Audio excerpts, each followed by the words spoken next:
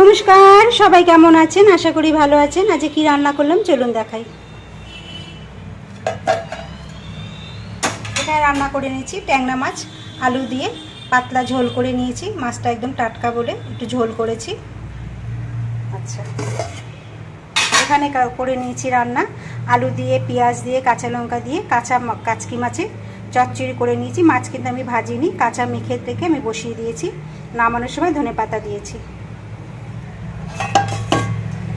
এখানে উচ্ছে কুমড়ো পেঁয়াজ শুকনো লঙ্কা দিয়ে ভেজে নিয়েছি। এটা কিন্তু গরম ভাতে খুব ভালো লাগে এখন এই গরমে। আচ্ছা, এখানে আছে গরম গরম এক হাঁড়ি ভাত। ব্যাস, তাহলে আজ এই পর্যন্তই। এখানে আছে উচ্ছে কুমড়ো পেঁয়াজ শুকনো লঙ্কা দিয়ে ভাজা, এখানে আছে ট্যাংরা মাছের ঝোল আলু দিয়ে, এখানে আছে কাচকি মাছের চচ্চড়ি। ব্যাস, তাহলে আজ এই পর্যন্তই। সবাই ভালো থাকবেন, সুস্থ থাকবেন। আবার সবার সঙ্গে পরে দেখা হবে।